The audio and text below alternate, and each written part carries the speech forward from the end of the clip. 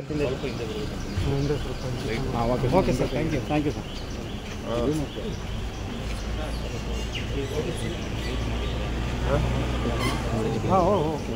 ಇವತ್ತು D K ಸುರೇಶ್ಗೆ B form ಮೊದಲನೇ ಬಿಫಾರ್ಮ್ ಅವರಿಗೆ ಕೊಡ್ತಾ ಇದ್ದೀನಿ. ಎಫಾರ್ಮ್ ಬಿಫಾರ್ಮ್ನ ಸೊ ನನ್ನ ಕ್ಲಿಯರ್ ಅಂತ ಕೋರ್ಟಲ್ಲಿ ಬಿಫಾರ್ಮ್ ಕೊಟ್ಟು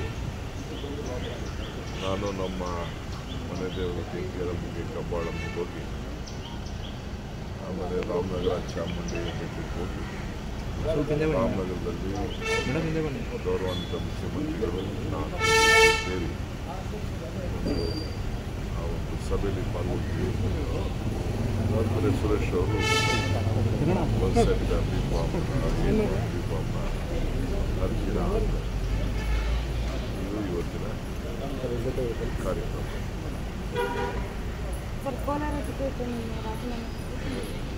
ಎಲ್ಲ ಯಾರು ರಾಜೀನಾಮೆ ಕೊಡೋದಿಲ್ಲ, ಏನಿಲ್ಲ, ಒಂದು ಒತ್ತಡ ಇದೆ. ಇನ್ನು ನಾವೇನು ಟಿಕೆಟ್ ಅನೌನ್ಸ್ ಆಗಿಲ್ಲ. ಇವತ್ತು ಸಾಯಂಕಾಲ ತೀರ್ಮಾನ ಮಾಡ್ತೀವಿ. ಮುಖ್ಯಮಂತ್ರಿಗಳದ್ದು ನಾನು ಮಾತಾಡ್ತಿದ್ದೀನಿ, ಬೇರೆಯವ್ರು ಮಾತಾಡ್ತೀನಿ. ಅದು ಯಾವುದು ಅನೌನ್ಸ್ ಇಲ್ಲ. ಎಲ್ಲರೂ ಬಂದ ದಾರಿಗೆ ಬಂದಿದ್ದಾರೆ. ಎಲ್ಲರೂ ಒಗ್ಗಟ್ಟಿನಿದ್ದಾರೆ. ಕಾಂಗ್ರೆಸ್ ಪಕ್ಷದ ಸೀಟನ್ನು ಮೊದಲನೇ ಸೀಟ್ ಗೆಲ್ಲುವಂಥದ್ದು, ಆ ಸೀಟನ್ನು ಎಲ್ಲರೂ ಸೇರಿ ಒಟ್ಟಿಗೆ ಗೆಲ್ಲಿಸ್ತಾರೆ. ಯಾರ್ದು ವೈಯಕ್ತಿಕವಾದ ಪ್ರತಿಷ್ಠೆಗೆ ಕಾಂಗ್ರೆಸ್ ಪಕ್ಷ ಅವಕಾಶ ಕೊಡುವುದಿಲ್ಲ.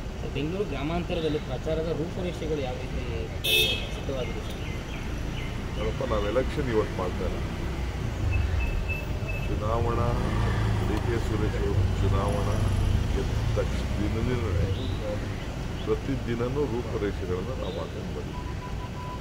ಈಗ ನೀವು ಗಮನಿಸಿರಬೇಕು ಒಂದು ವಿಚಾರ, ಕೋವಿಡ್ ಸಂದರ್ಭ ಅಲ್ಲೂ ಬೇಕಾದಷ್ಟು ಬೇರೆ ಬೇರೆ ಪಾರ್ಟಿ ಎಮ್ಮೆಲ್ಲೆ ರಾಮನಗರದಲ್ಲಿ ಬೇರೆ ಚನ್ನಪಟ್ಟಣದಲ್ಲಿ ಬೇರೆ. ಕೋವಿಡ್ ಸಂದರ್ಭದಲ್ಲಿ ಬೆಂಗಳೂರು ಸೋತಲ್ಲಿ ಏನಿದೆ, ಸುರೇಶ್ ಅಂಗಡಿ ಕೇಂದ್ರ ಮಂತ್ರಿ, ಅವರ ದೇಹನ ಅವರ ತವರೂರಿಗೆ ಅವ್ರ ಕ್ಷೇತ್ರದ ಜನತೆಗೆ ದರ್ಶನ ಮಾಡಲಿಕ್ಕೆ ಅವಕಾಶ ಮಾಡ್ತಾರೆ. ಕೇಂದ್ರ ಸರ್ಕಾರ ಒಂದು ಮಿಲಿಟರಿ ಇದರಲ್ಲಿ ತಂದು ಕೊಡ್ಬೋದಾಗಿತ್ತು. ಆದರೆ ನಾನು ಕಾಂಗ್ರೆಸ್ ಪಕ್ಷದ ಅಧ್ಯಕ್ಷನಾಗಿದ್ದೆ, ಸುರೇಶ್ ಅವರು MP ಆಗಿದ್ದರು.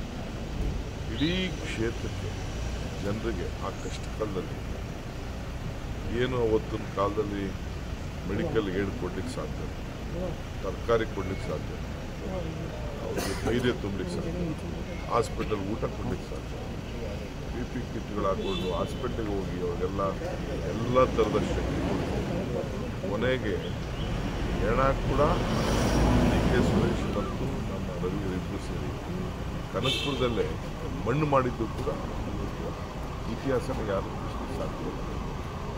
ಆದರೆ ಸರ್ಕಾರ JCB ಹಾಕ್ಕೊಂಡು ಎಡಗಳನ್ನ ಬಿಸಾಕಿದ್ರು, ಆ ಕೆಲಸ ಮಾಡ್ತೀವಿ. ಸೊ ಅಂಥ ಕಷ್ಟಕಾಲದಲ್ಲೇ ತನ್ನ ಪ್ರಾಣವನ್ನೇ ಹಡ ಇಟ್ಬಿಟ್ಟು ಈ ಕ್ಷೇತ್ರದ ಜನತೆಗೋಸ್ಕರ ಇಡೀ ರಾಜ್ಯದಲ್ಲಿ ತರಕಾರಿಯನ್ನು ಖರೀದಿ ಮಾಡಿ, ದವಸ ಧಾನ್ಯಗಳನ್ನು ಖರೀದಿ ಮಾಡಿ ಹಂಚಿ, ಅವತ್ತಿನ ಕಾಲದಲ್ಲಿ ಸ್ಯಾನಿಟೈಸರ್ಸು ಮತ್ತೊಂದು ಎಲ್ಲ ಕೂಡ ಮನೆಮನೆಗೂ ಹಂಚಿ, ಔಷಧಿನ ಪ್ರತಿ ಮನೆಮನೆಗೂ ಕೂಡ ಇಮ್ಯೂನ್ ಟ್ಯಾಬ್ಲೆಟ್ನ ಹಂಚಿ ಇವತ್ತು ಮಾಡಿದ್ದಾರೆ. ಇದು ಎಲೆಕ್ಷನ್ ಮಾಡಿದ್ದಾರೆ. ಇದು ಮಾನವೀಯತೆ. ಪ್ರತಿ ಸಂದರ್ಭದಲ್ಲೂ ಕೂಡ ಪ್ರತಿ ಹಳ್ಳಿ, ಯಾವುದಾದ್ರು ಒಂದು ಹಳ್ಳಿ ಸುರೇಶ್ ಹೋಗಲಿಲ್ಲ ಅಂತ ಕೇಳಿ, ಅವರು ಪಾರ್ಲಿಮೆಂಟ್ ಮೆಂಬರನ್ನು ಕೆಲಸ ಮಾಡಿದ್ದಾರೆ, ಒಬ್ಬ ಪಂಚಾಯತಿ ಮೆಂಬರು, ಒಬ್ಬ ಕಾರ್ಪೊರೇಟರು, ಒಬ್ಬ ಕೌನ್ಸಿಲರು ಕೆಲಸ ಮಾಡಿದ್ದಾರೆ. ಅದರಿಂದ ನಾವೇನು ಎಲೆಕ್ಷನ್ನ ನಾವೇನು ತಯಾರೇನು ನಾವು ಮಾಡ್ಕೋಬೇಕಾದ್ರೆ ನಮ್ಮ ಜನ ಇದ್ದಾರೆ, ನಮ್ಮ ಕಾರ್ಯಕರ್ತರಿದ್ದಾರೆ, ನಮ್ಮ ಲೀಡರ್ಸ್ ಇದ್ದಾರೆ, ನಮ್ಮ ಮುಖ್ಯದೇವೇಗೌಡರನ್ನ ಬೇರೆ ನಿಲ್ಲಿಸ್ಬಿಟ್ಟು ನಾವು ಗೆಲ್ಸಿದ್ದೀವಿ. ಕುಮಾರಸ್ವಾಮಿ ನನ್ನ ಮೇಲೆ ಸೋತಿದ್ದಾರೆ. ನನ್ನ ತಮ್ಮ ಇದೇ ರೀತಿ ಇಂಡಿಪೆಂಡೆಂಟ್ ಒಂದೇ ಕ್ಯಾಂಡಿಡೇಟ್ ಹಾಕಿದ್ದೆ. ನಾನು ಮಂತ್ರಿ ಇರಲಿಲ್ಲ, ನಾನು ಮಂತ್ರಿ ಮಾಡಿರಲಿಲ್ಲ ನನ್ನನ್ನು ಸಿದ್ದರಾಮಯ್ಯನವರು. ಆಗ ನಮಗೆ ಒಂದು ದೊಡ್ಡ ಸವಾಲು, ಪಕ್ಷ ಘೋಷಣೆ ಮಾಡಬೇಕು, ಒಂದೇ ಕ್ಯಾಂಡಿಡೇಟ್ BJP ಮತ್ತು ದಳ ಎರಡೂ ಸೇರಿ ಸೋದರಿ ಅನಿತಾ ಕುಮಾರಸ್ವಾಮಿಯನ್ನ ಇದೇ ನಮ್ಮ ಡಿ ಕೆ ಸುರೇಶ್ ಮೇಲೆ ಕ್ಯಾಂಡಿಡೇಟ್ ಹಾಕಿದ್ವಿ. 1,30,30,000 ಓಟಿನ ಗೆದ್ದಿದ್ದೇವೆ ಅವತ್ತಿನ ಕಾಲದಲ್ಲಿ. ಸತತವಾಗಿ ಆಯ್ಕೆ ಮಾಡ್ಕೊಂಡು ಇನ್ನು ಕೆಲವು ನಾಯಕರುಗಳು ಏನೇನೋ ಪಾಪ ಹೇಳಿದ್ದಾರೆ, ಅದಕ್ಕೆಲ್ಲ ನಾನು ಮುಂದಿನ ಟೈಮಲ್ಲಿ ನಾನು ಉತ್ತರ ಕೊಡ್ತೇನೆ. ಸೊ ನಮಗೆ ರಾಜಕಾರಣ ಸಿಂಗಲ್ ಅಭ್ಯರ್ಥಿ ಏನು ನಮಗೇನು ಅಷ್ಟೇನಲ್ಲ, ಸತತವಾಗಿ ಹೋರಾಟ ಮಾಡ್ಕೊಂಡು ಬರ್ತೀವಿ, ಅದನ್ನು ಮುಂದುವರಿಸ್ತೀವಿ. ಇದು ನನ್ನ ವೈಯಕ್ತಿಕವಾಗಿ ಕಾಂಗ್ರೆಸ್ ಪಕ್ಷ ಮತ್ತು ಸಿದ್ಧಾಂತ. ಅವ್ರ ಪಾರ್ಟಿ ಯಾರು ಬೇಕಾದ್ರೂ ಮಾಡ್ಕೊಳ್ಳಿ, ನಾವು ಚಂದ್ರಪ್ಪನವರು ನಾವು ಕ್ಯಾಶ್ ಮಾಡ್ತೀವಿ. ಸ್ಟೇಟ್ ಲೀಡರ್ ಅಂತ ಕರ್ಕೊಂಡು ನಿಲ್ಲಿಸಿದ್ದಾರೆ.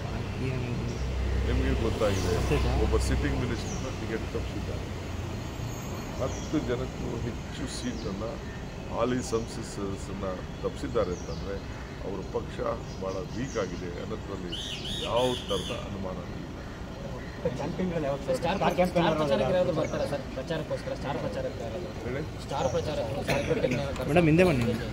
ನಾವು ರೆಗ್ಯುಲರ್ ಆಗಿ ನಮ್ಮ AICC ಅಧ್ಯಕ್ಷರು ನಮ್ಮಲ್ಲೇ ರಾಜೀವ್ ಗಾಂಧಿಯವರು, ರಾಹುಲ್ ಗಾಂಧಿಯವರು ಅವರು ನಾವು ಪಟ್ಟಿಲಿಟ್ಕೊಡ್ತೀವಿ, ಸೋನಿಯಾ ಗಾಂಧಿ ಪಟ್ಟಿಲಿಟ್ಕೊಡ್ತೀವಿ, ನಮ್ಮ ಪ್ರಿಯಾಂಕಾ ಗಾಂಧಿ ಪಟ್ಟಿಲಿಟ್ಕೊಡ್ತೀವಿ. ಬಟ್ ಇಡೀ ದೇಶ ಅವ್ರು ಕೊಡಬೇಕು.